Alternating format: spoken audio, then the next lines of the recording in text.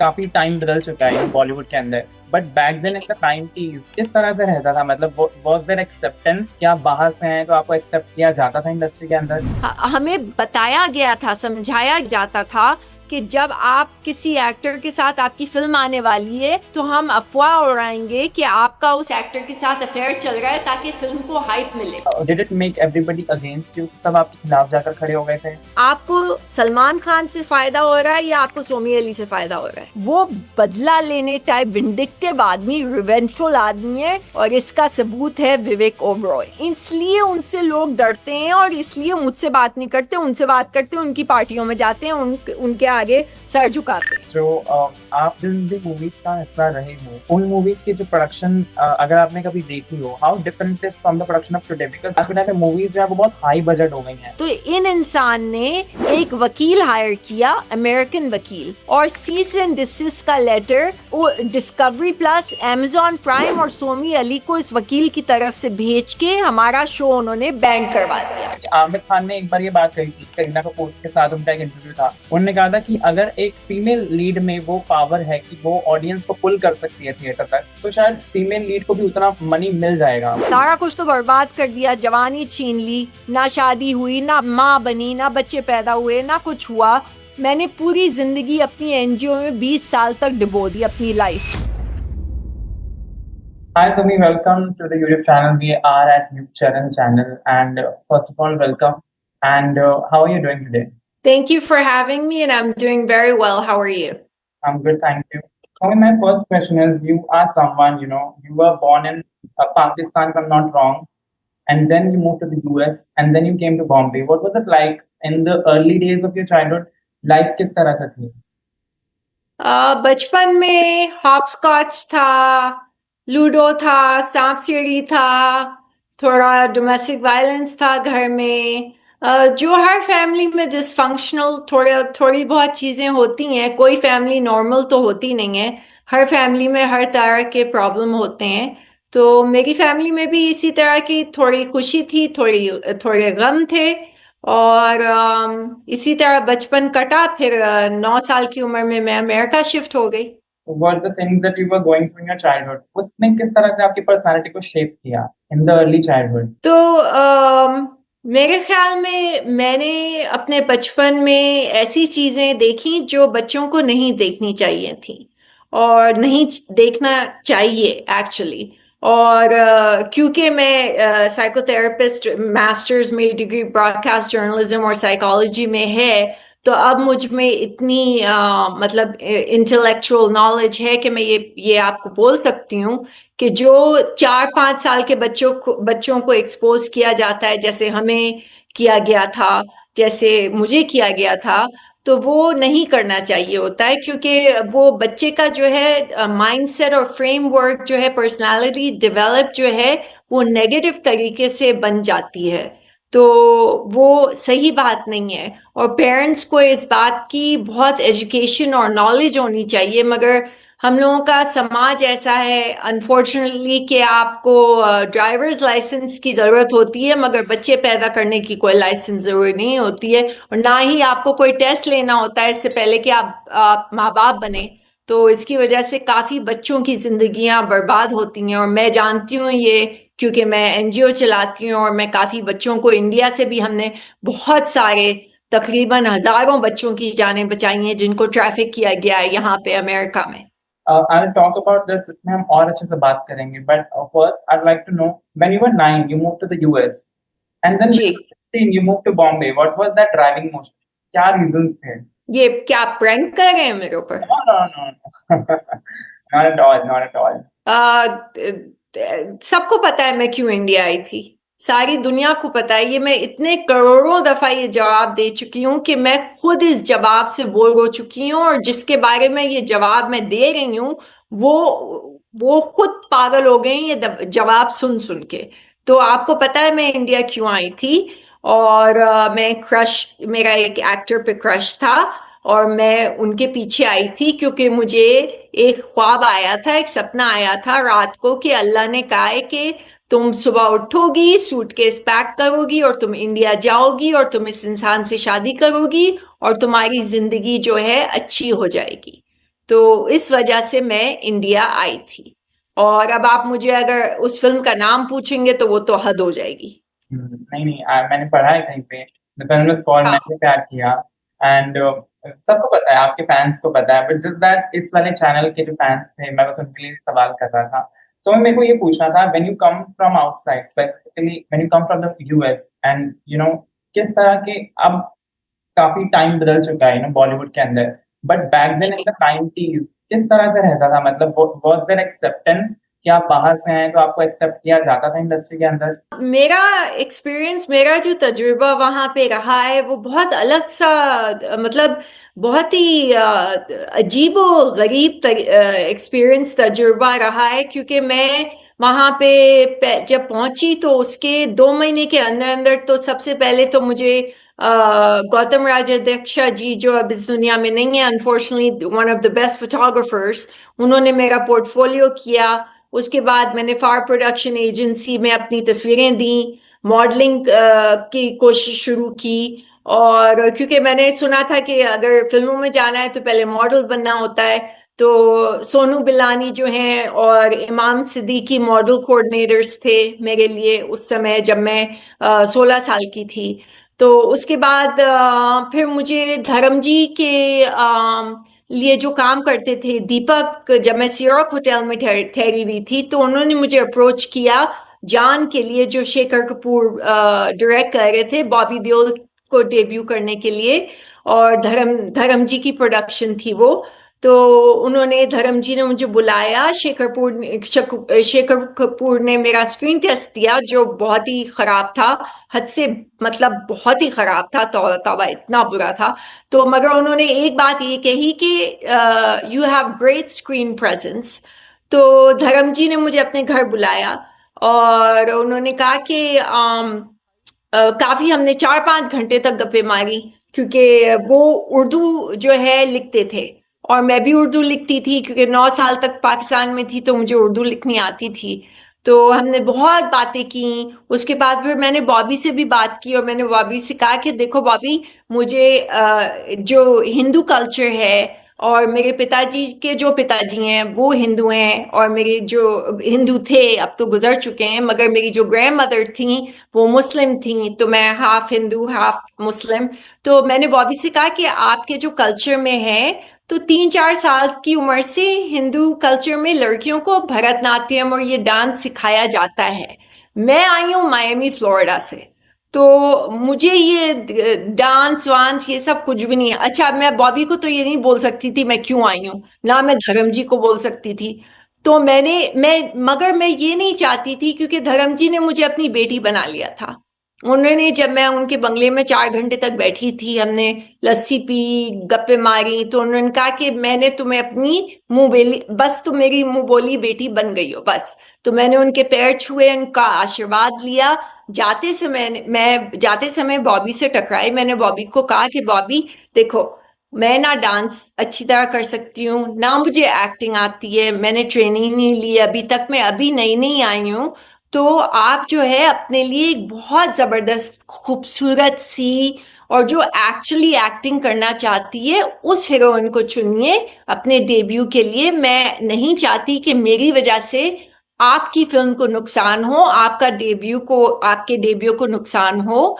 तो उन्होंने कहा आप ट्रेनिंग कर सकते हो। तो मैंने कहा नहीं, मैं आपको जस्टिस नहीं कर सकती आपकी फिल्म को, ना मैं धर्म जी के साथ ऐसा करूंगी कभी भी। तो एक म्यूचुअली, एक तरह से एक डिसीजन था कि हम लोगों ने डिसाइड कर लिया कि कोई और लड़की जो है, उस टाइम पे उस फिल्म का नाम था जान, जब शेखर डायरेक्ट कर रहे थे। फिर उसके बाद फिर बरसात बढ़ गई, बन गई, फिर राजकुमार संतोषी ने डायरेक्ट की। और फिर कितना अच्छा हुआ, देखिए मैंने अच्छा डिसीजन लिया, क्योंकि ट्विंकल और बॉबी को डेब्यू फिल्म फेयर अवार्ड मिले दोनों को। नहीं। तो ये कहानी थी। But at the age of 16, जब आपने एक कॉन्शियस डिसीजन लिया कि आप बॉम्बे मूव करेंगे, how did you convince your family? बहुत डिफिकल्ट रहता है for a 16-year-old teenager to make such a big move, Florida से कमिंग टू बॉम्बे। मम्मी ने तो मुझसे 6 महीने तक पहले बात नहीं की। मैंने मम्मी को कहा कि मैं जो हूँ इस आदमी से शादी करने जा रही हूँ, और उस समय मैं 15 साल की थी जब मैंने फिल्म देखी थी, तो 16 की मैं हुई भी नहीं थी। तो मम्मी ने कहा कि किससे शादी करने जा रही हो, कहाँ जा रही हो, क्या कह रही हो? तो मैंने कहा मैं इंडिया जा रही हूँ, मुझे ख्वाब आया है, सपना आया है कि अल्लाह ने कहा है कि इस आदमी से जाके शादी करो। तो मम्मी ने कहा ये कौन है?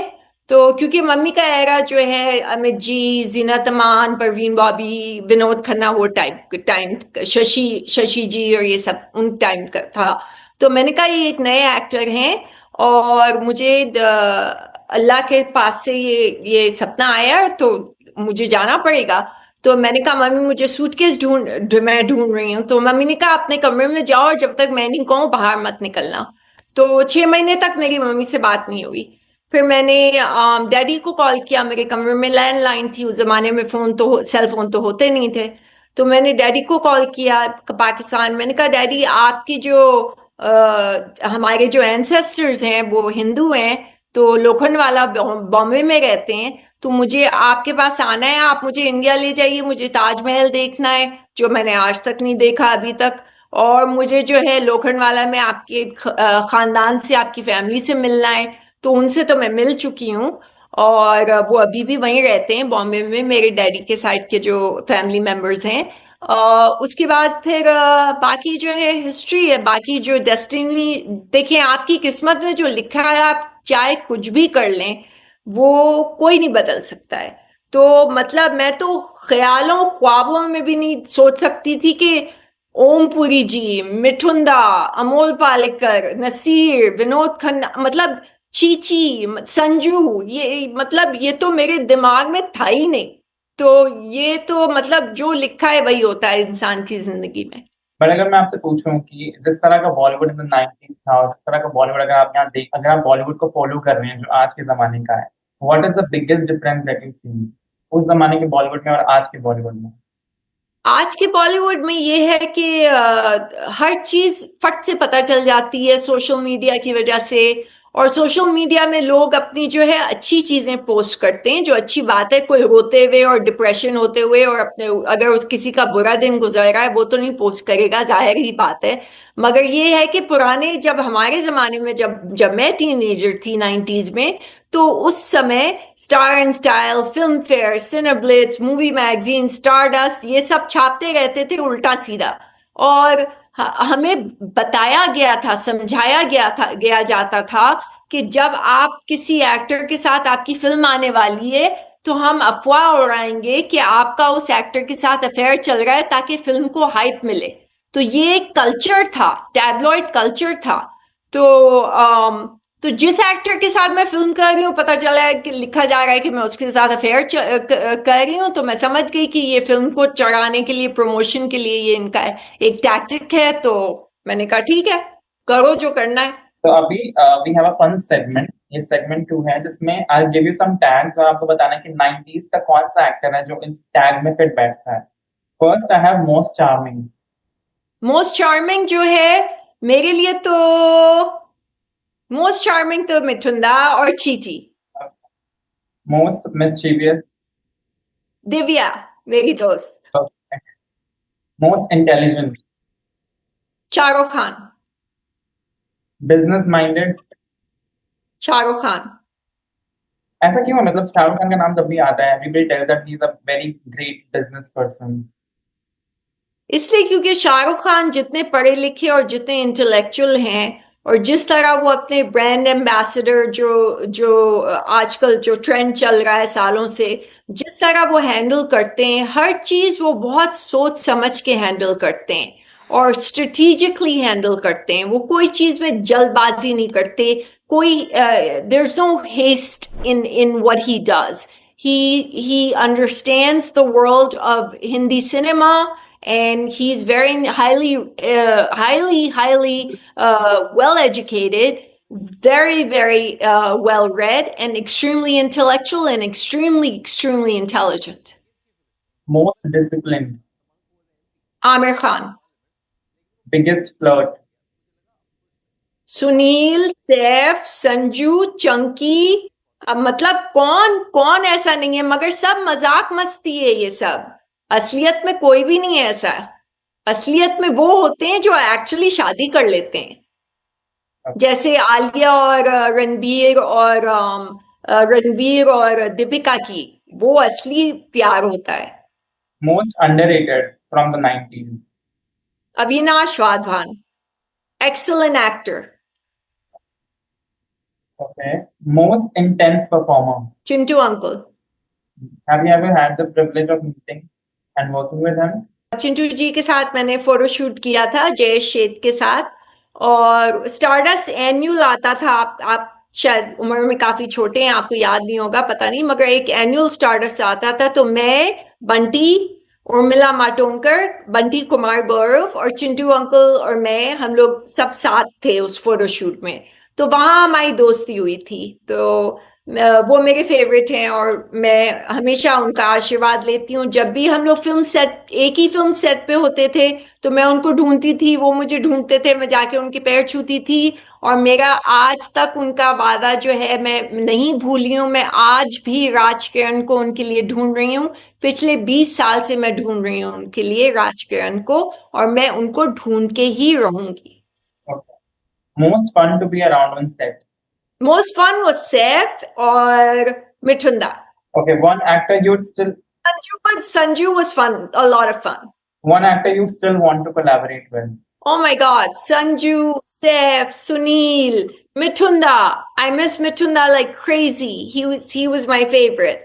And I have been dying to work with a beautiful young lady named Topsy.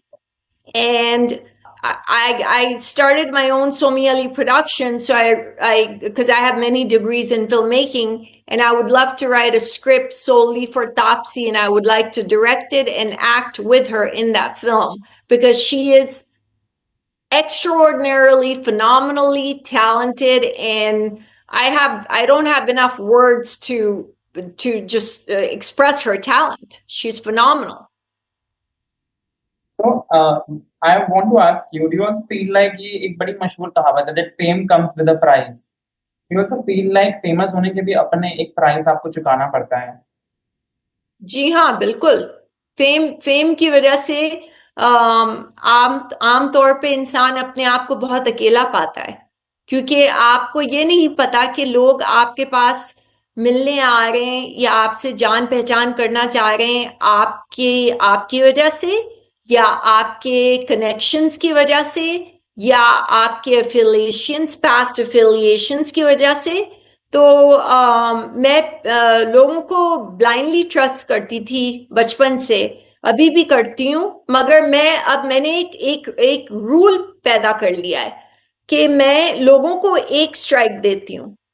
एक दफा उन्होंने मुझे गलत किया, मेरे साथ पीठ में छुरा भोंका या मीठी छुरी खेला, ये गेम खेली, तो आउट। कभी फिर जिंदगी में वापस वो नहीं आएंगे, चाहे वो अपना खून हो, चाहे वो दोस्त हो, चाहे वो गैर हो, चाहे वो एक्वेंटेंस हो, चाहे वो कॉलीग हो, चाहे कोई भी हो। एंड ऑल्सो बहुत सारे सेलिब्रिटी ऐसे होते हैं जिनकी जो करियर ग्राफ है वो अच्छा रहता है, बट लोग कहीं ना कहीं फिर भी उनको उनके पर्सनल लाइफ रिलेशनशिप की वजह से ज्यादा याद रखते हैं। You also feel like there was so much of complications happening in your personal relationships जिसकी वजह से आपको बार बार हाईलाइट किया जाता था and people were actually taking advantage out of it. Yeah, they were enjoying it. If unfortunately people like to watch women being beaten up in public, and no one had the guts or courage to take a stand and protect me. Outside of Manisha Koirala, no one, not a single person ever took a stand to protect me. And do you also feel like वो जो पूरा face चल रहा था was did it make everybody against you? सब आपके खिलाफ जाकर खड़े हो गए थे? Yeah, there were people except from Manisha Koirala, there were other people also who were helping you, if not directly, then indirectly. जब लोगों को खबर ये मिली और पता चला, क्योंकि ये जब पब्लिक होने लगा और सबको पता चलने लगा, तो लोग मुझसे आहिस्ता आहिस्ता दूर हो गए। रवीना, तब्बू, मनीषा, ये सब मेरी बहुत नजदीकी दोस्तें थीं, और आहिस्ता आहिस्ता वो सब मुझसे दूर हो गए। क्योंकि देखिए, मैं उनको ब्लेम नहीं करती हूँ, मैं किसी को ब्लेम नहीं करती हूँ। मैं उम्र के इस हिस्से में हूँ कि अब मैं लोगों को ब्लेम नहीं करती हूँ, मैं अपने आप को उन लोगों को की सिचुएशन में डालती हूँ। और अगर आप किसी लड़की को कह रहे हैं कि देखो सोमी, इस इंसान को छोड़ दो, ये इंसान तुम्हारे लिए ठीक नहीं है, और आप नहीं मान रहे हो, तो आप जाहिर है आप अलग हो जाओगे ना। आप किसी, you don't want to be in an ugly situation, you don't want to be attached to an ugly situation. And the person I was with still is a very, very big superstar. And even today, I have no friends in Bollywood, in the Hindi cinema, because of my affiliation and because I spoke out against what I went through, and they have made a choice, and I respect their choices. अगर मैं उनके उनके पैरों में होती, उनके उनके situation में होती, तो मैं भी यही करती। क्योंकि मैं बार बार यही कहती हूँ कि मैं सोमी अली, मैं उनको फिल्में थोड़ी दिला सकती हूँ, वो इंसान इनको फिल्में दिला सकता है। वो इंसान का कॉन्टैक्ट्स हैं बड़ी बड़ी ऊंची ऊंची जगहों पे, वो इनको हेल्प कर सकते हैं, मदद कर सकते हैं, उनका करियर बर्बाद कर सकते हैं, उनका करियर बना सकते हैं। तो इन एक्टर्स को, फीमेल या मेल एक्टर्स को, मुझसे क्या लेना देना होगा, मुझसे क्या फायदा होगा? देखिए, दुनिया जो है, आपको मुझसे कुछ चाहिए, मुझे आपसे कुछ चाहिए, ये दुनिया ऐसी है। सब के सब साले नौटंकी हैं, सारे के सारे। मैं सच सच बोलूंगी तो जो ये दुनिया की रिलेशनशिप्स होती हैं, चाहे आप अपना सगा खून कह लें, हर एक इंसान को एक दूसरे से किसी को कुछ ना कुछ चाहिए। मैं एक एनजीओ चलाती हूँ। मैं जब 4 लोगों को एक पार्टी में मिलती हूँ, मेरा पहला जो शब्द निकलता है तो मेरा एनजीओ के बारे में निकलता है। तो मेरा मतलब भी मेरे एनजीओ के लिए, क्योंकि मुझे बच्चों को जाने बचानी है जिनको ह्यूमन सेक्स ट्रैफिकिंग में इंडिया से यहां लाके बेचा जा रहा है। तो हर इंसान को किसी इंसान से मतलब है। जिंदगी का मतलब ही यही है कि हर हर रिलेशनशिप में लेन देन तो होती रहती है। आप कभी कंगना रनौत को अगर आप फॉलो करते होंगे तो वो बहुत बार मूवी माफिया जैसे शब्दों का यूज करती हैं। इनफैक्ट सुशांत सिंह राजपूत का भी जब केस था तो बहुत ज्यादा ये चीज हाईलाइट हुई थी कि एक बॉयकॉट कल्चर है बॉलीवुड के अंदर, कैंसल कल्चर है। कहीं ना कहीं आपको ऐसा लगता है कि उसका आपने बहुत पहले ही सामना कर लिया था, जो शायद अब 2020 के बाद जिसके बारे में लोग बात करना शुरू कर रहे थे? मेरा कैंसल कल्चर तो उसी समय हो गया था जब जब पब्लिक हो गई थी ये सारी बातें कि जो मेरा अब्यूज जो हो रहा था।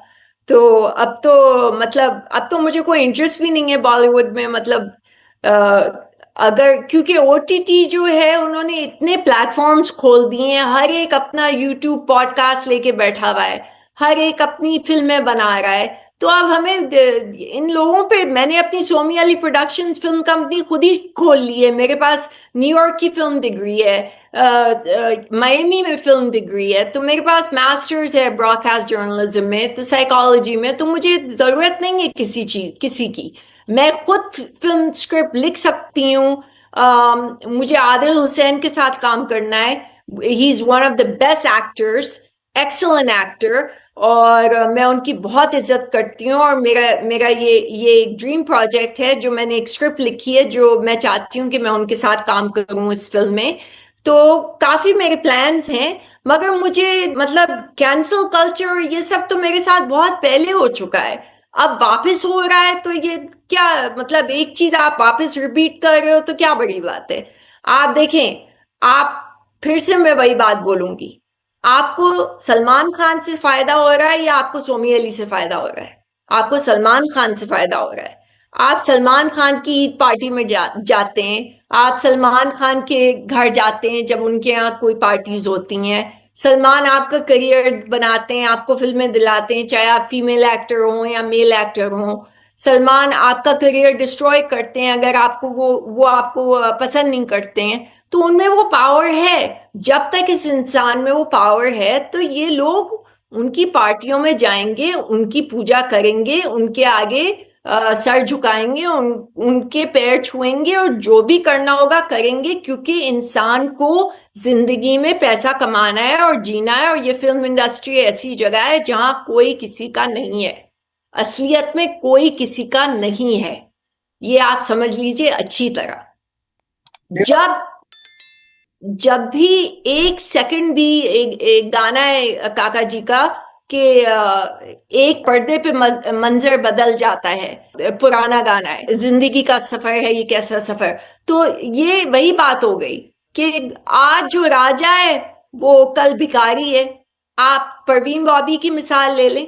टाइम मैगजीन पे 1973 पे सबसे पहली Hindi cinema actress heroine Parveen Bobby जो है कवर पे आई थी, और उनका क्या हाल हुआ, 4 दिन तक उनके पेट में खाना नहीं था, उनके लेफ्ट पैर में गैंग्रीन था, व्हील चेयर साइड में रखी हुई थी, और 4 दिन तक उनको किसी ने नहीं पूछा। ये आपकी हिंदी सिनेमा फिल्म इंडस्ट्री है, असलियत में ये है आपकी फिल्म इंडस्ट्री।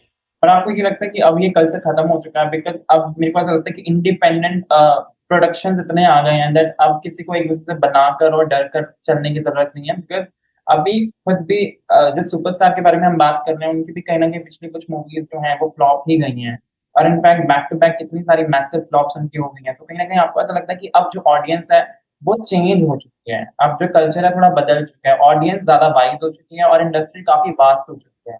अब इंडिपेंडेंट प्रोडक्शन हाउसेस इतने आ गए हैं कि एक दूसरे से बनाकर और डर कर रहने की जरूरत अब नहीं है। उस इंसान की फिल्म में फ्लॉप होने से कुछ नहीं होता है। उस इंसान के पावर, उसकी वेल्थ, उसका फेम और उसके कनेक्शन से लोग डरते हैं।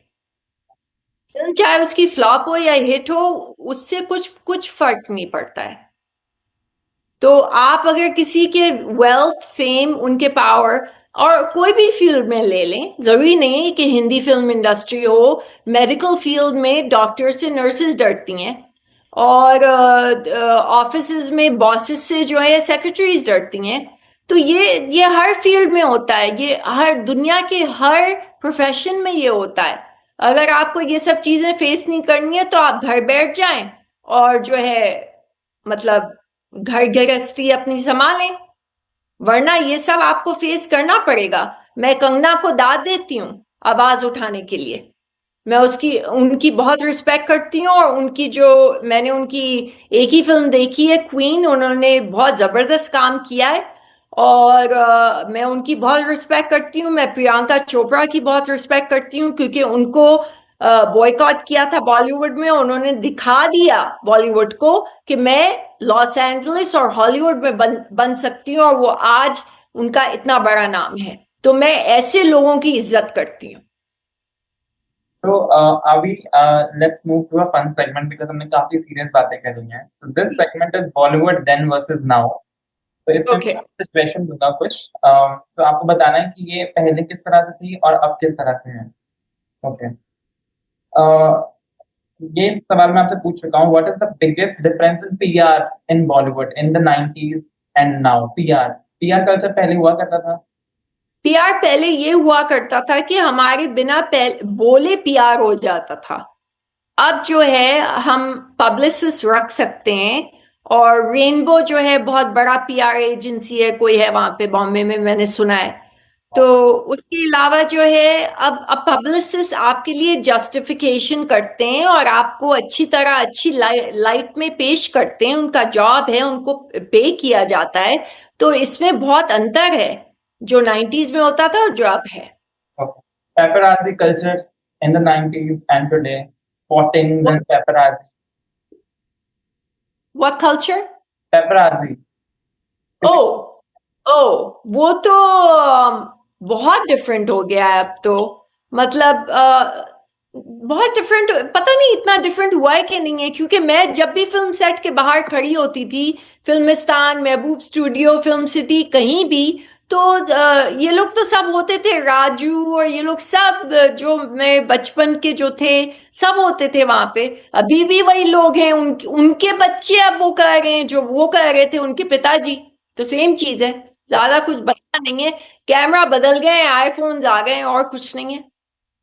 Negative PR culture. आजकल नेगेटिव पीआर एक नई चीज आ गई है कि अब नेगेटिव पीआर होता है। ये कौन करता है? मान लीजिए एक्स वाई जी एक्टर है जो नहीं चाहता कि दूसरा एक्स वाई जी एक्टर की मूवी ना चले, तो वो कहीं ना कहीं इन्वेस्ट करते हैं नेगेटिव पीआर में। अच्छा। This is a new culture, negative PR culture. लोग काफी गिर गए 90s से, और ज्यादा गिर गए। चलो, ये मुझे पता नहीं था। अच्छी इंफॉर्मेशन है। Okay, to be around producers and directors in the 90s to get a movie, या वर्सेस नाउ, आपको लगता है कि अब वो कल्चर है कि 90s में वो सर्कल बना के रखना पड़ता था और पीआर डायरेक्टर से दोस्तियां करनी पड़ती देखिए, मैं आपसे सच सच बोलूंगी, मुझे अभी का जो है कोई एक्सपीरियंस कुछ भी नहीं पता है। मैं अपने एनजीओ में दिन रात बिजी रहती हूँ, सुबह से रात तक, सैटरडे संडे को भी मैं काम करती हूँ।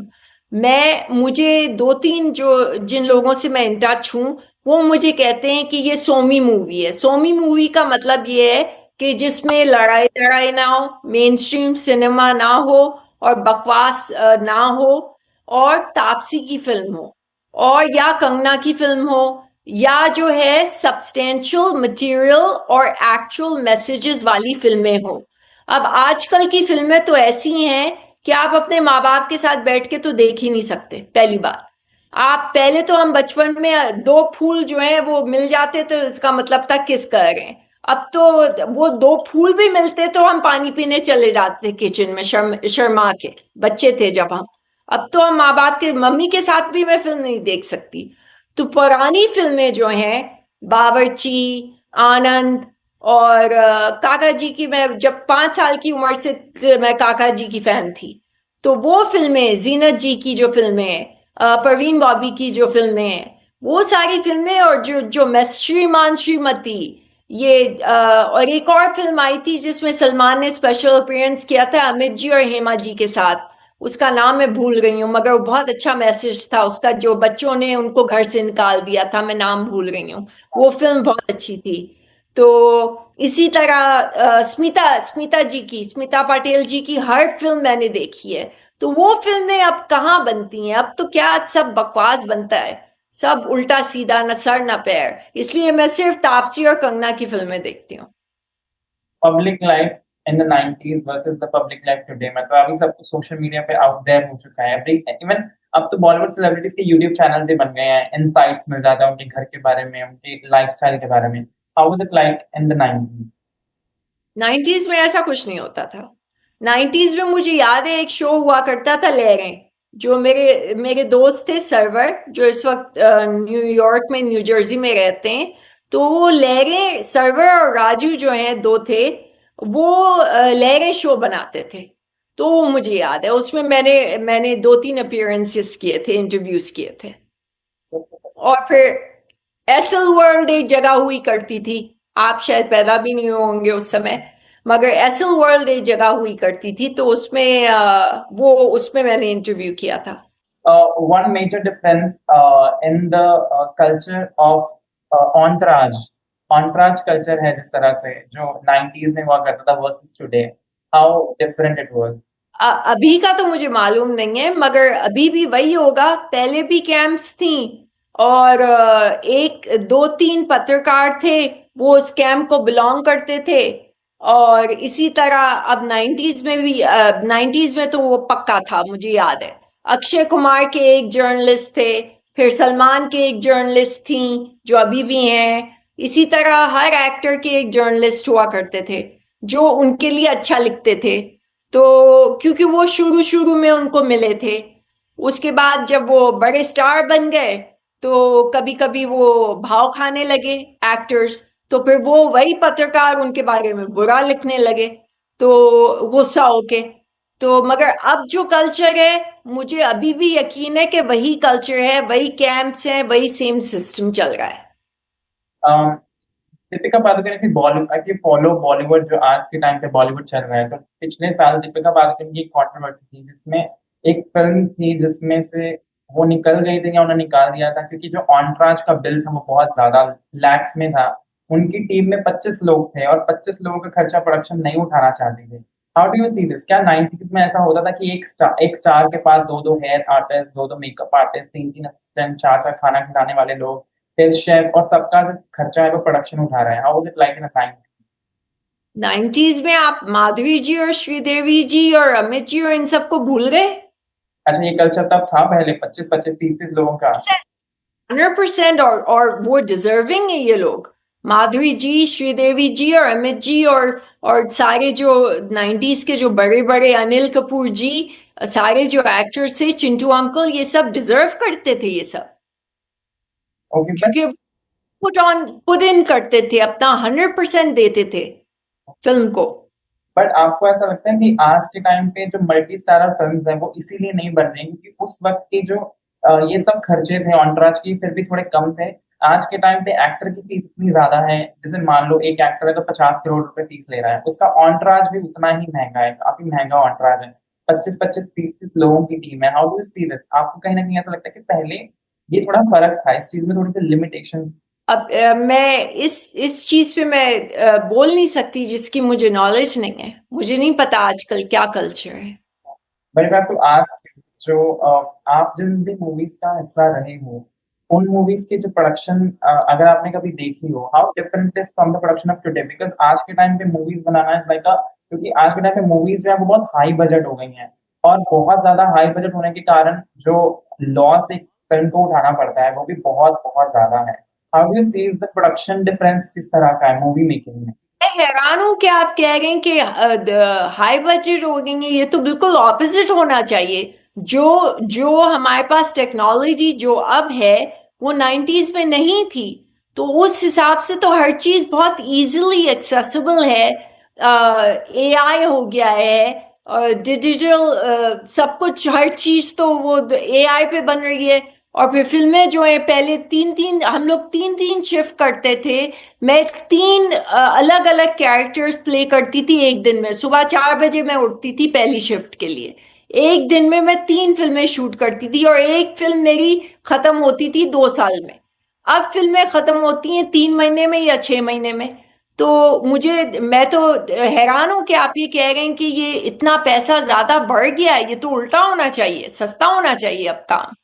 एक्टर्स की फीस बहुत ज्यादा बढ़ चुकी है हम, तो मेन जो खर्चा है एक प्रोड्यूसर के लिए वो कौन है ऐसे जो इतना सारा पैसा ले रहे हैं? कौन है आजकल के एक्टर? सारे एक्टर्स की फीस बहुत 50-50 करोड़ है, जितने मेन स्ट्रीम एक्टर्स हैं उनकी फीस ही कहीं ना कहीं 50-50 करोड़ है।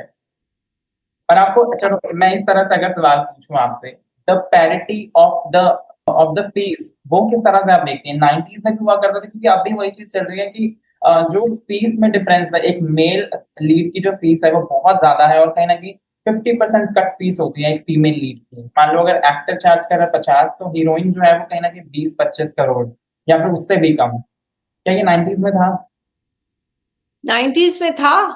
90s में जो श्रीदेवी जी और रेखा जी और माधुरी जी और ये लोग सब जो थे, 80s 90s 70s, ये सब जो हीरोइनें थी और एक्टर्स थे, विनोद खन्ना, विनोद अंकल और जो है नसीर और ये लोग सब, चिंटू अंकल, ये लोग सब अपनी बहुत फीस लेते थे, बहुत ज्यादा पैसे लेते थे। और जस्टिफाइबली लेते थे। उनका काम मतलब ऐसा काम मैंने आज तक नहीं देखा।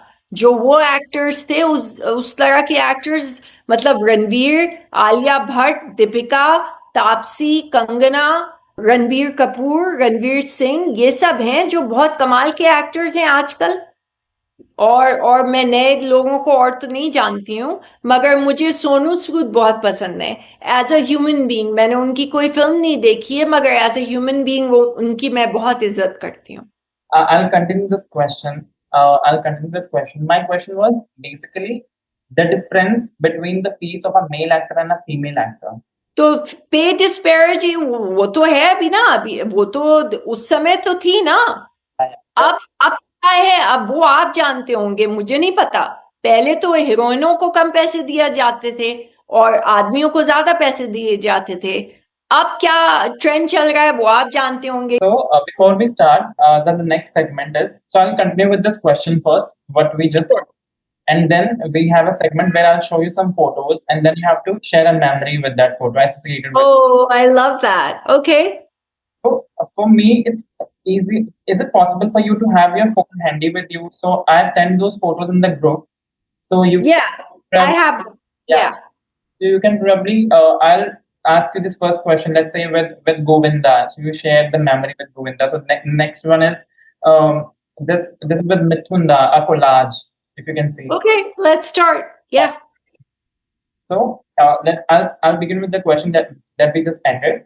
तो मेरा सवाल आपसे ये था कि जो डिफरेंस फीस का है वो जी। जो 90s से लेकर अब तक चलता आ रहा है आप उसको किस तरह से देखते हैं क्योंकि आमिर खान ने एक बार ये बात कही थी करीना कपूर के साथ उनका एक इंटरव्यू था उन्होंने कहा था कि अगर एक फीमेल लीड में वो पावर है कि वो ऑडियंस को पुल कर सकती है थिएटर तक तो शायद फीमेल लीड को भी उतना मनी मिल जाएगा बट क्योंकि ऑडियंस जो है वो मेल लीड को देखकर ज्यादा पुल होते हैं तो कहीं ना कहीं इसीलिए जो पे पैरिटी है वो है how do you see this I completely disagree with Amir's statement. It is absolutely nonsensical because Kareena Kapoor is equally as talented as Amir is, and she's bringing more to the table than male lead is because people go to watch a movie to watch a beautiful actor, and that is Kareena Kapoor and she is absolutely breathtakingly stunning. So I absolutely disagree with Amir's statement. I think it makes absolutely no logical sense whatsoever, and it's very discriminatory in my opinion. I think Kareena Kapoor and Amir Khan should be paid equally because they're in the same film and they're both actors and they're both playing a part in an actual movie where they're both together. It doesn't matter how long their part is for. It matters what they're bringing to the table. What are they bringing to the film? And Kareena Kapoor is a very, very well distinguished, very, very talented, beautiful, and she has proved herself to be an extraordinarily phenomenal actor. So I don't see where Amir comes from making this statement. I disagree with him absolutely.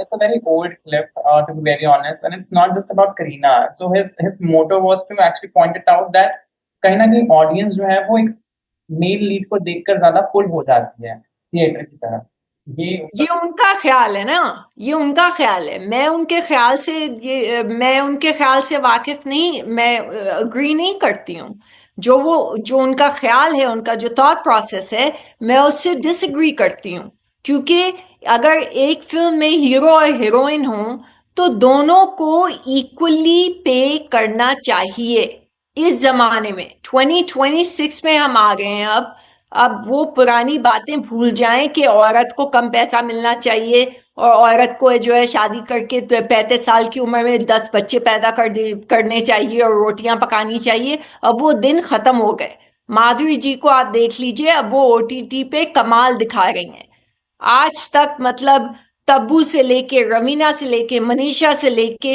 हर एक acting कर रहा है शबाना जी acting कर रही हैं सब acting कर रहे हैं और सब जो है निहायती बेहतरीन टैलेंटेड एक्टर्स हैं तो आप औरत और आदमी में आप ये अंतर खास तौर पे पेमेंट और उनकी सैलरी पे उनके काम की वजह से आप ये कैसे डिस्क्रिमिनेटोरी हो सकते हैं तो इस बात से मैं उनकी बिल्कुल वाकिफ नहीं हूँ आमिर की इस बात से बॉलीवुड में कहीं ना कहीं आज भी आपने मीटू मूवमेंट के बारे में सुना था मीटू मूवमेंट जी हाँ वो आया और बहुत ही 2 मिनट में चला गया एक्चुअली दैट्स वेरी ट्रू कहीं ना कहीं आपको ऐसा लगता है कि इसे दबाया भी गया था बिकॉज ताकि ज्यादा वो ना हो जाए मतलब ज्यादा एक्सपोज ना हो जाए कोई because casting couch replacement favouritism ये मीटू मूवमेंट ऐसे जो में भी मुद्दे हैं जो आज के वक्त में भी कहीं ना कहीं लोग कहीं ना कहीं से बात इसकी उठाते हैं you also feel like 90s में भी ये हुआ करता था बट लोग इसके बारे में खुल के बात नहीं करते थे 90s में ये तो चला आ रहा है जब से हिंदी सिनेमा शुरू हुआ है गुरुदत्त को भूल गए आप जिन्होंने आत्महत्या की थी जो डिप्रेशन के शिकार थे और उस टाइम पे साइकोलॉजी नाम की तो चीज भी नहीं थी साइकोलॉजी तो लोगों को स्पेल करना भी नहीं आती थी ये तो तब के जमाने से चल रही हैं ये चीजें और ये जो आपका जो सवाल था कि क्या आप पूछ रहे थे कि अफेयर होते हैं या क्या पूछ रहे थे exactly? Favouritism, replacement, casting couch, ये सब जो मुद्दे हैं। हाँ, ये तो होता आ रहा है, कब से होता आ रहा है। मगर मगर मैं देखें, ताली एक हाथ से नहीं बजती है। और अगर मैं इन चीजों में मैं बहुत लिबरल माइंडेड हूँ। अगर आप एक किसी एक्टर के साथ काम कर रहे हैं और आप सिंगल हैं और आपके पास कोई बॉयफ्रेंड नहीं है, उस एक्टर की शादी नहीं हुई है, उस एक्टर के पास कोई गर्लफ्रेंड नहीं है, और अगर आपको अट्रैक्टिव, एक दूसरे को आप अट्रैक्टिव पाते हैं, तो it's your prerogative, you have a full right to have an affair with that individual. It's none of my business what they do. Now, if a married man does it, and if a married woman does it, again, it's none of my business what they do. That is their prerogative. अगर उनकी किताब में ये चीज करना सही है, तो मैं कौन होती हूँ जज करने वाली? हम कौन होते हैं कि दूसरों के हम किरदारों पे थूकें और उनके उनके ऊपर, मतलब उनके बारे में बुराइयां करें, और अरे उसका अफेयर इसके साथ चल रहा है, अरे तुम्हें क्या लेना देना है? तुम्हारा क्या बिजनेस है? तुम्हें क्या अफेक्ट हो रहा है कि अगर कोई किसी के साथ अफेयर कर रहा है, कोई किसी के साथ सो रहा है, कोई किसी के साथ नाइट स्पेंड कर रहा है? तुम्हारे बाप का क्या जाता है इसमें? तुम कौन होते हो जज करने वाले? तुम कौन से दूध के धुले हुए हो? और तुम कौन सी दूध की धुली हुई हो जो तुम दूसरों को जज कर रही हो? तो ये, मैं इन बातों में यकीन नहीं करती। हम भगवान नहीं है, हम खुदा नहीं है, हम जीसस नहीं है, हम अल्लाह नहीं है, हम ये सब, हमें जज करने का दूसरे इंसानों को कोई हक नहीं है, चाहे कोई कुछ भी करे। मैं सनी लियोन को मैं सलाम करती हूँ। kudos to that woman for going from America to India and establishing herself there. And I have the utmost respect for her because she stood her ground. She went there with her husband and she's still doing what she wants to do. Who are we to judge? आपको पता है कि लोगों के कमरों के अंदर क्या होता है? हमें क्या पता?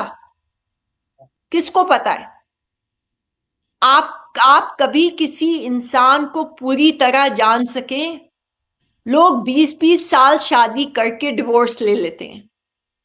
यहां तो लोग 3-3 महीने में रिलेशनशिप खत्म हो जाती है।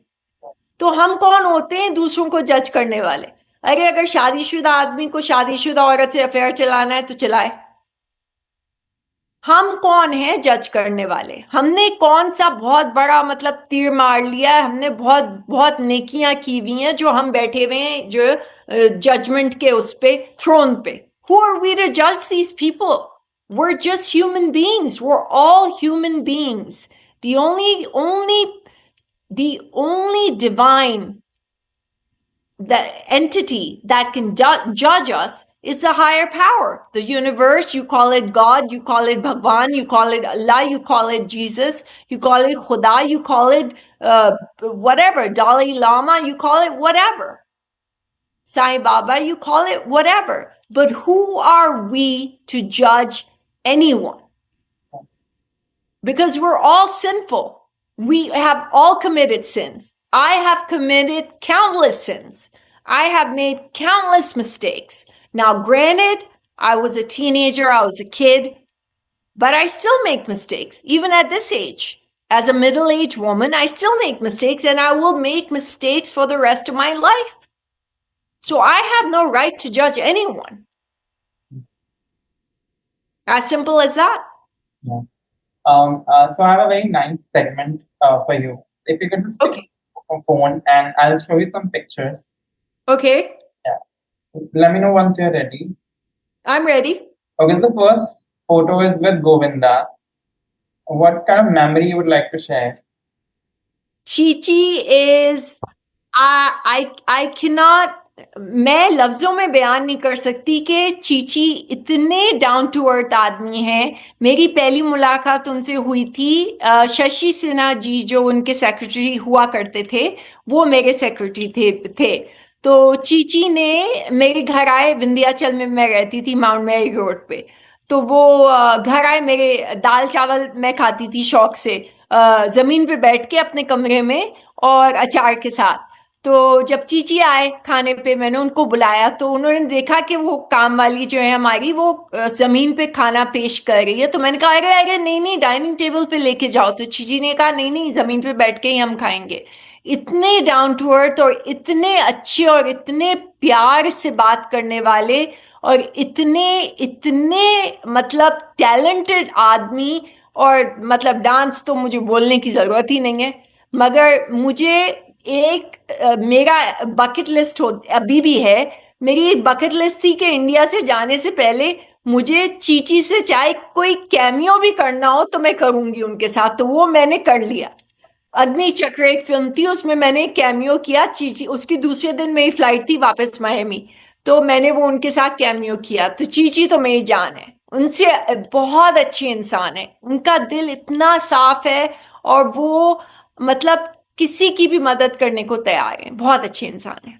Govinda is, known to be one of the biggest superstars of the 90s and 20s.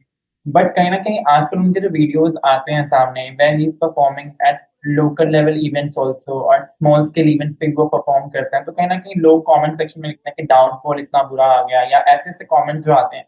How do you see this? That once a person has seen that much, that level of stardom, अगर वो एक local level event पे perform कर रहे हैं, how do you see this? Because people on the social media, they are very judgmental, but how do you see this? देखिए, trolls के बारे में तो मैं ट्रोल्स को ना मैं उनको पढ़ती हूँ, ना मैं उनको अटेंशन देती हूँ, क्योंकि वो सबसे ज्यादा जाहिल लोग होते हैं। और वो सिवाय बुराई के उनको और कुछ लिखना नहीं आता है। तो अगर आप किसी के लिए अच्छा नहीं बोल सकते तो आप चुप बैठिए। मैं ये मैं राय देती हूँ लोगों को। अगर आप किसी के लिए अच्छा नहीं लिख सकते, उनको अपलिफ्ट नहीं कर सकते, तो आप चुप ही रहिए, वो ज्यादा बेहतर है। क्योंकि आप भी कोई इतने अच्छे चीची जैसे, आप जब आपको पहुंचने में 7 जन्म लेने पड़ेंगे। तो चीची को आप, अगर आप उनको डाउन प्ले कर रहे हैं और उनके ऊपर आप पिक कर रहे हैं और उनको ट्रोल कर रहे हैं, तो आपको आपको शर्म आनी चाहिए, आपको डूब मरना चाहिए पानी में जाके। क्योंकि जो चीची ने स्टारडम अचीव किया है लव 86 के टाइम से, वो मतलब इस इंसान में टैलेंट फूट फूट के भरा हुआ है।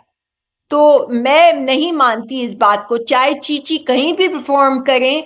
मेरे लिए चीची हमेशा के लिए नंबर 1 सुपरस्टार रहेंगे, थे और हमेशा रहेंगे, चाहे कुछ भी हो जाए। Okay. So the second photo is you. There's a collage of you and Mithun Das. How do you see this? ये किस तरह की मेमोरीज आप शेयर करेंगे? तो मिठुन दा जो है, उनके साथ मैंने सबसे ज्यादा फिल्में की थी। और मिठुन दा मेरे फेवरेट फेवरेट को स्टार हैं। और मैं उनको बहुत याद करती हूँ, बहुत मिस करती हूँ। और मैं उनकी हमेशा तबीयत की फिक्र करती हूँ। मैंने सुना था उनकी तबीयत ठीक नहीं थी थोड़े साल पहले। तो अगर उन तक ये पैगाम पहुंचे तो उनको ये जरूर मैं कहना चाहूंगी कि मैं मिठुन दा आपको बहुत याद करती हूँ और आपकी आवाज सुनने के लिए मैं बहुत उतावली हूँ। Next photo is again you with Mithun Das. ये फोटो कहाँ की और कब की है? ये फिल्म है यार गद्दार। और उमेश मेहरा जो है वो इस फिल्म के डायरेक्टर थे। और इस फिल्म में एक्चुअली रेखा जी जो हैं वो मिठुन दा के साथ थी। तो उनको रिप्लेस करके उमेश जी ने मुझे लिया था। तो ये मेरे लिए इससे ज्यादा बड़ा कॉम्प्लीमेंट दुनिया का कोई हो ही नहीं सकता, क्योंकि मुमताज जी के बाद मैं सबसे बड़ी फैन हूँ रेखा जी के। रेखा जी के अलावा मेरे लिए दुनिया में और कोई भी नहीं है। और तो मिठुन दा के साथ ये यार गद्दार की फिल्म का स्टिल था, ये गाने का स्टिल था।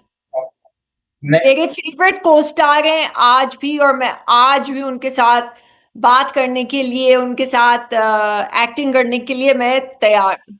Any day any time. Next photo is you and Salman Khan. ये कहाँ की फोटो है? And you are looking absolutely stunning. Even today you look exactly same.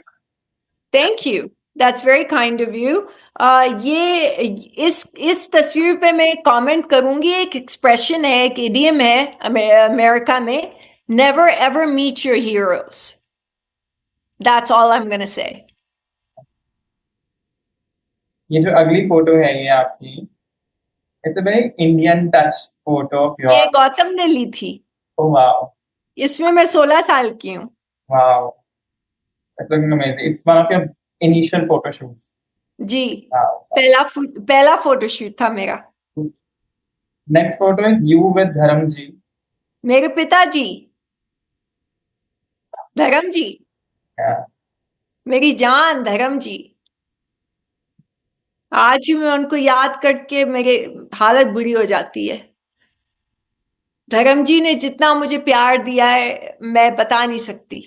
मैं उनके घर जाती थी, वो मुझे लस्सी पिलाते थे, खाना खिलाते थे, और जब भी हम कोई भी फिल्म सेट पे होते थे मिठुन दा की तरह धर्म जी कहते थे अरे मेरी सोमी कहाँ है। तो मैं कहती थी धर्म जी कहाँ है, फिर मैं जाके उनके पैर छूती थी, आशीर्वाद लेती थी, फिर हम लोग घंटों गप्पे मारते थे।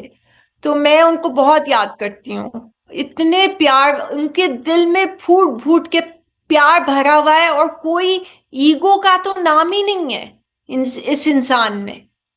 और हर तरह की फिल्म की है इन्होंने। So let's continue. So this photo of yours is with Sanjay Dutt. How do you wanna say about it? मतलब it's looking like a very fancy photo और ये कोई magazine का cover shoot लग रहा है। मैं हिंदी नहीं पढ़ सकती तो मुझे पता नहीं क्या लिखा है, आप बता सकते हैं क्या लिखा है?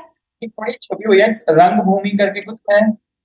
अच्छा, पता नहीं मुझे। मगर संजू जो है, मैंने जिंदगी में पहली दफा जो गाना और कैमरा फेस किया था वो गाना था दिल तो खोया है यहीं पे कहीं पे, तू जरा बता, संजू के साथ। तो कुमार शानू ने वो गाना गाया था, और वो गाना बहुत मशहूर हुआ था। और मेरी जिंदगी में पहली दफा मैंने कैमरा फेस किया था, और मैं संजू को याद करती थी जब मैं छोटी थी और मैंने रॉकी देखी थी, जिसमें मेरी एक और फेवरेट जो बहुत ही मुझे ब्यूटीफुल लगती थी चिंटू अंकल के साथ कर्ज में, टीना मुनीम जी थी। और मुझे याद है उसमें गाना था क्या यही प्यार है, हाँ यही प्यार है। तो मुझे वो संजू याद थे। तो मैं कांप कांप के, मेरी हालत खराब थी कि मैं अब इनके साथ मेरी पहली शूटिंग है। तो संजू ने मुझे कोने में ले जाके बिठाया, उन्होंने मुझे समझाया, और उन्होंने कहा कि डरो मत, नर्वस मत हो। मैं भी रॉकी के टाइम पे बहुत डांट खाता था, सुनील अंकल से बहुत डांट खाता था मैं, और अपने फादर से। तो नर्वस मत हो, मैं हूं, कोई डरने की बात नहीं है, मुझे भी कोई डांस वांस नहीं आता है। तो ही वॉज एन एक्सलेंट को star. He doesn't have a mean bone in his body, and he taught me that there's no such thing, hierarchy जैसी कोई चीज नहीं होती है। सोमी, जिस तरह तुम स्पॉट बॉय को ट्रीट करोगी उसी तरह तुम डायरेक्टर को ट्रीट करोगी, उसी इज्जत से हर इंसान को ट्रीट करना इस इंडस्ट्री में। तो ये मैंने संजू से सबक सीखा था पहले दिन शूटिंग के। तो ये next photo is with Aamir Khan. ये कहाँ की फोटो है?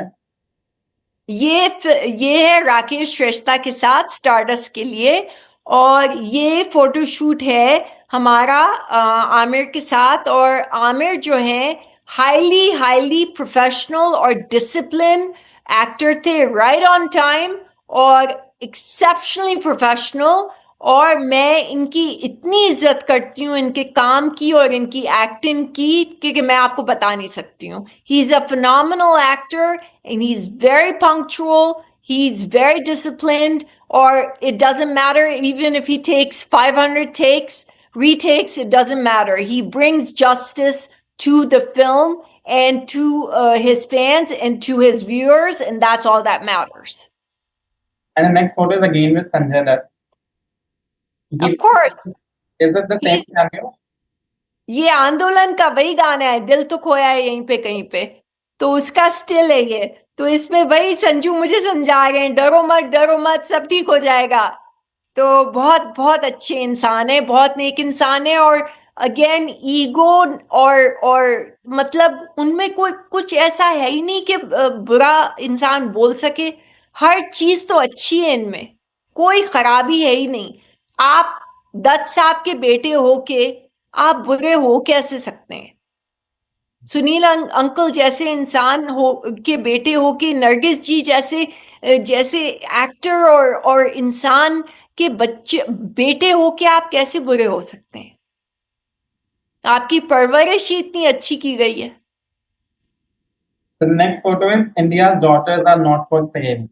Is it from your NGO, No More Tears? जी हाँ, ये मेरे बच्चे हैं जिनको मैंने बचाया है. Wow. Wow. And the next photo, the last photo is you looking completely different in a very new avatar. What is this? और ये तो बहुत पुरानी तस्वीर है. ये तो जब मैं न्यूयॉर्क में फिल्म स्कूल में थी. ये तो जब मैं 24 साल की थी. जब मैं इंडिया से वापस आई थी तो न्यूयॉर्क में जब मैं फिल्म स्कूल में गई थी, उस टाइम की बात है. Okay, so is it some documentary? मैं हमें असाइनमेंट दिया गया था कि एक शो शुरू करो. होमवर्क दिया गया था, तो मैंने एक शो शुरू किया, अमेरिकन मसाला. तो उस शो का कॉन्सेप्ट ये था कि जो भी इंडिया पाकिस्तान से न्यूयॉर्क आए हैं और बिना कोई पैसे और बिना कोई मदद के, और वो ऊंचे ओहदे पे पहुंचे हैं. तो मैंने पहला इंटरव्यू किया था, एक मेरे दोस्त हैं सईद सबूनी, उनका इंटरव्यू किया था.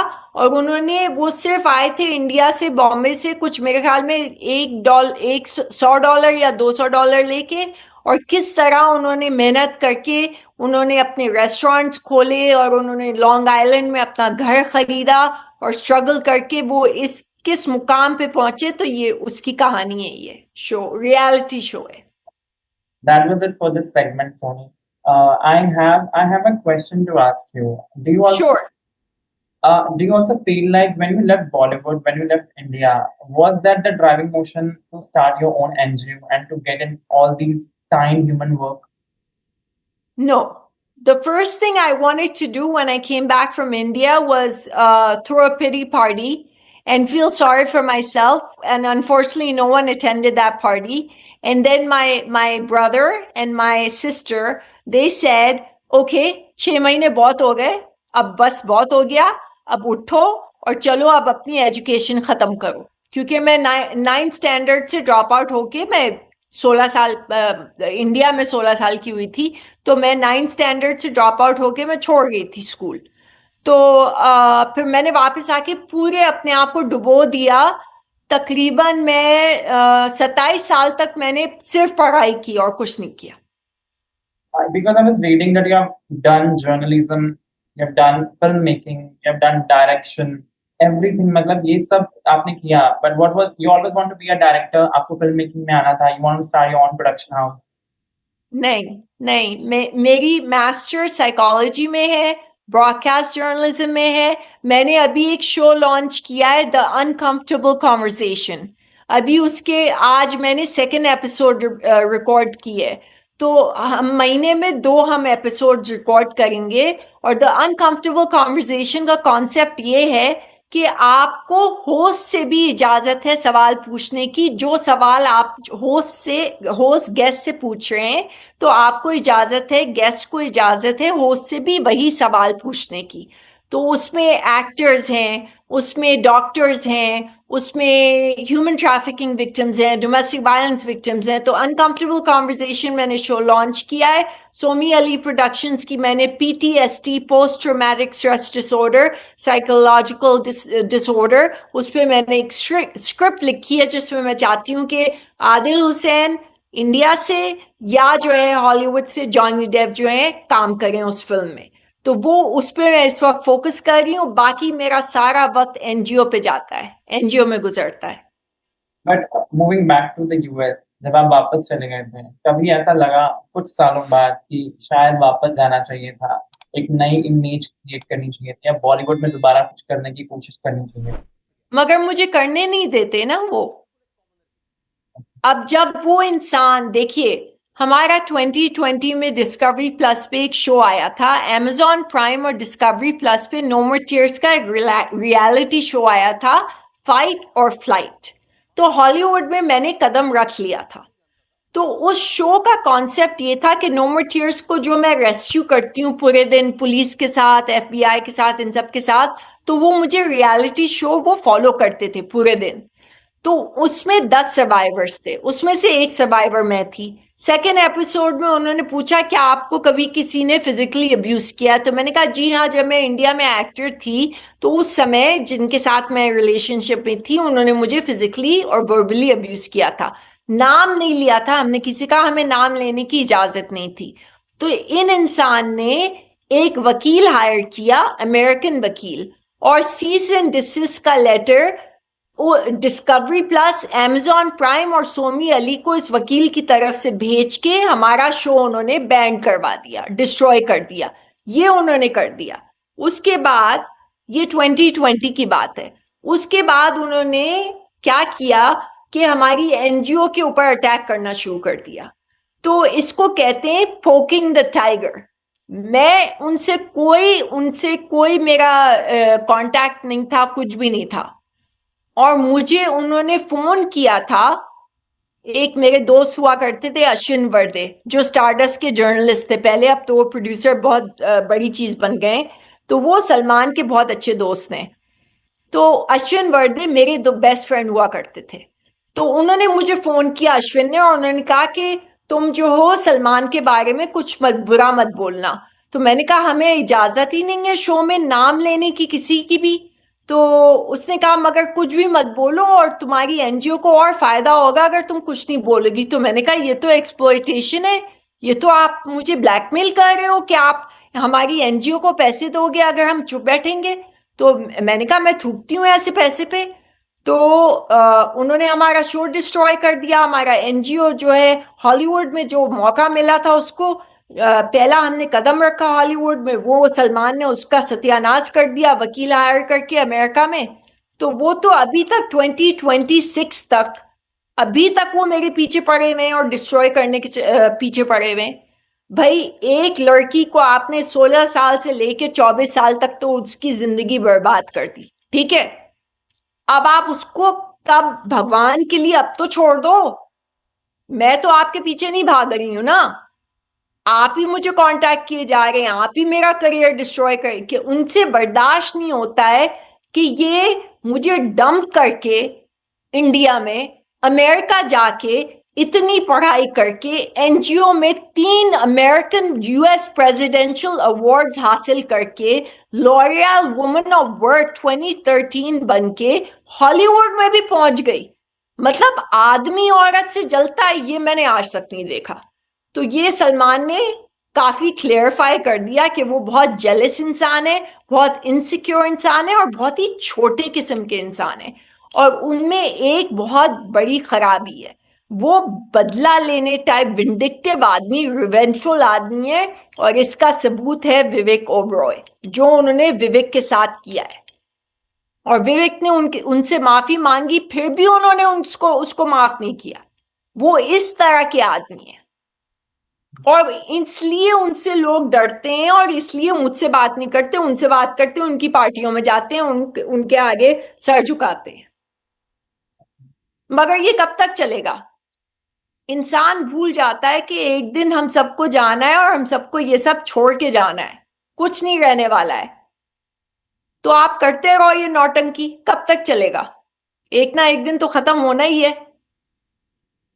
आपको जो बर्बाद करना था वो तो आपने कर लिया ना, मगर ऊपर वाला भी तो है।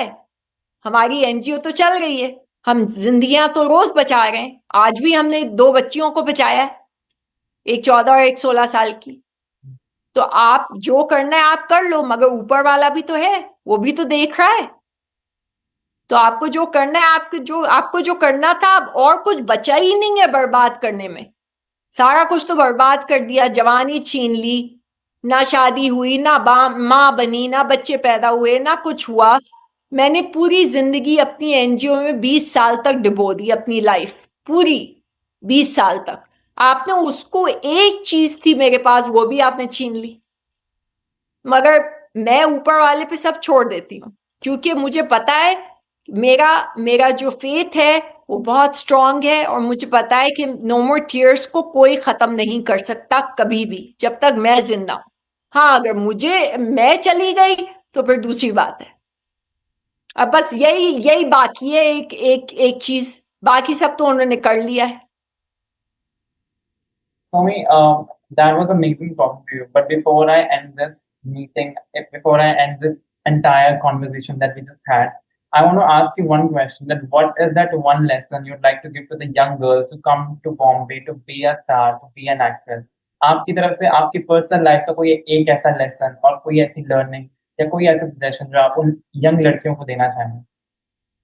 किसी को ट्रस्ट मत करिए, कभी भी किसी को ट्रस्ट मत करिए, चाहे वो आपको कितने भी सपने दिखाए, कितनी भी ख्याली पुलाव पकाए, और कितने भी आपको वो बोले कि आप श्रीदेवी बन जाएंगी, माधुरी दीक्षित बन जाएंगी, दीपिका पादुकोण, किसी को ट्रस्ट मत करिए। सब के सब वहां पे ढोंगी है, नौटंकी है, सब के सब, कोई किसी का नहीं है, सब मतलब की रिलेशनशिप्स हैं उस इंडस्ट्री में। हर इंडस्ट्री में, हर फील्ड में, हर रिलेशनशिप में इस दुनिया में सारी रिलेशनशिप्स मतलब की हैं। कोई अनकंडीशनल रिलेशनशिप नहीं बची है। हमारी दुनिया नीचे जा रही है, और ये एडवेंट ऑफ सोशल मीडिया की वजह से और ज्यादा बर्बाद हो रही है। तो मैं इन बच्चियों को यही राय दूंगी कि किसी के ऊपर भरोसा मत करो। और मुझे जिस तरह अकेला छोड़ा गया था 16 साल की उम्र में, ना माँ थी, ना बाप था, ना कोई गाइडेंस था, ना कोई फैशन डिजाइनर था, ना कोई मेकअप आर्टिस्ट था, ना कपड़े पहनने का सलीका था, ना बाल बनाने का सलीका था, कोई भी नहीं था। मेरे सर पे हाथ रखने के लिए कोई भी नहीं था। मुझे होटल में सिरॉक में डाल के डैडी चले गए थे पाकिस्तान, उनको बिजनेस में उनको काम करना था उस समय। मेरी मम्मी अमेरिका में थी, मैं अकेली थी वहां पे, 16 साल की लड़की अकेले एक मुल्क में जिसमें वो किसी को नहीं जानती है, और नए नए लोगों को मिल रही है, उनको ट्रस्ट कर रही है ब्लाइंडली। तो इन बच्चियों को मैं यही कहूंगी कि प्लीज अपनी इज्जत बचाओ और लोगों पे भरोसा मत करो। कोई किसी का नहीं है इस दुनिया में। मैं बहुत पेसिमिस्ट और नेगेटिव और सिनिकल साउंड कर रही हूं, मगर मैं बहुत प्रैग्मेटिक और रियलिस्ट साउंड कर रही हूं, क्योंकि असली यही दुनिया है। कोई किसी का नहीं है, सब दिखावा है। अगर मैं आपसे बस 2 लाइनों में ये पूछूं, if you could just tell the world, because a lot of people may not know about no more tears, can you just give a little brief about no more tears, आपका जो एनजीओ है उसके बारे में? तो हमारा जो NGO है नो मोर टीयर्स, ये 2006 में इसकी पैदाइश हुई थी, और इसका मिशन ये है कि हम domestic violence, human trafficking, LGBTQ plus AI और ट्रांस कम्युनिटी स्पेशली, और LGBTQ कम्युनिटी स्पेशली, इन सब को, जिनको भी discrimination, violence, physical abuse, trafficking, domestic violence, हमने आज तक 59,481 लोगों की जानें बचाई हैं 20 साल में। उसमें से 31,000 चिल्ड्रन हैं, और उसमें से आधे से ज्यादा जो है 20% से ज्यादा बच्चे इंडिया से लाए गए हैं यहाँ पे। तो ये नो मोर टीयर्स का मिशन बहुत ब्रॉड है, और भगवान की दया से, अल्लाह के फजल से इंशाल्लाह ये चलता रहेगा। चाहे जितने भी रास्ते में जो भी लोग पत्थर डालें, जो भी करें, जो भी करना है करो, मगर मुझे अल्लाह पे और भगवान पे पूरा भरोसा है कि अगर आपकी नियत अच्छी है तो आपका काम चलता रहेगा, चाहे कुछ भी हो जाए। That was it. Thank you so much, Somi. I had a wonderful time talking to you. I wish I see you again sometime. But Thank you. all the very best. Thank you. Thank you very much. Thank you so much. Take care. Have a good night. Have a good day, actually. Take care.